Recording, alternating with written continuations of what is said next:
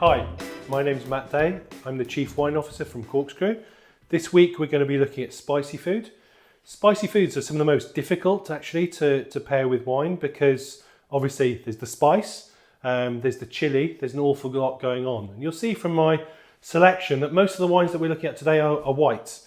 Thinking about spicy food, we're thinking about spice, we're thinking about garlic, we're thinking about ginger, we're thinking about heat. And we need something fresh which is going to cut through all those things. Also, forget about really old, expensive wines. We want something which is fruity and soft here, which is going to marry really nicely with the spices. Plates in front of me, I've got Chinese food, Thai food and Indian food. Starting with Chinese, so you've got the Holy Trilogy, you've got the garlic, you've got the cinnamon, you've got ginger, and then you've got the heat coming from the numbing peppercorns and the Chinese 5-spice. Some really complex flavours here, but maybe not the levels of heat that we find in different cuisines. So the wine that I've picked to go with this is a Gruner Veltliner from Austria, a wine which we're seeing more and more in the UK at the moment. The beauty about Gruner Veltliner is it marries earthiness and spiciness with a slight fresh citrus character, which is going to cut and marry really well with the Chinese flavours. What makes a good food wine is a wine which cuts through the richness of the dish, matches with the overriding flavours, and then gives you a fresh, clean palate at the end. And Gruner Veltliner is just the job for most Chinese dishes. Second, we're going to look at Thai food. Thai food is really challenging. Thai food, you've got the freshness of lemongrass, the freshness of coriander, and then the hit of those bird's eye chilies. And to temper that, we're going to look for a wine with a little bit of sweetness. This is a wine from Alsace, and this is a Pinot Gris. Pinot Gris is the same grape as Pinot Grigio, but in Alsace it produces richer, more unctuous wines. So this wine, with a little bit of residual sugar, is going to act almost like a sponge to that really hot chili character, and then the orangey, zesty freshness is going to marry with the lemongrass and the coriander.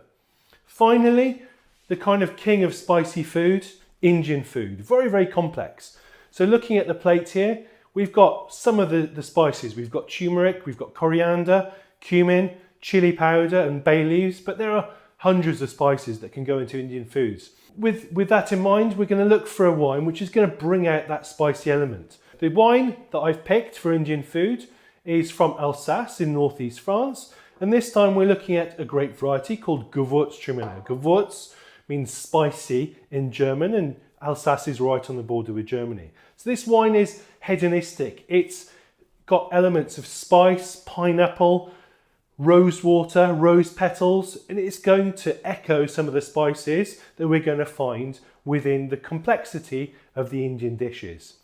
Sometimes red wines will work when we're talking about dishes like kebabs or like Chinese duck, where you don't have such an overt spice character, then a red wine can also work, but don't be going for really acidic, heavy, old world French, Spanish and Italian wines. You want something which is really fresh, fruit driven, like this Pinotage from South Africa, which is going to absorb the spices into its intense fruity core.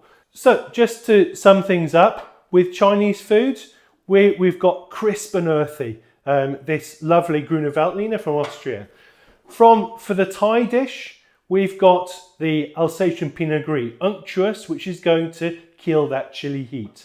Then, finally, for the complexity of the Indian food, we've got the spicy, complex Gewurztraminer from Austria. Still confused? There's the link below. Download the app today on iPhone or Android.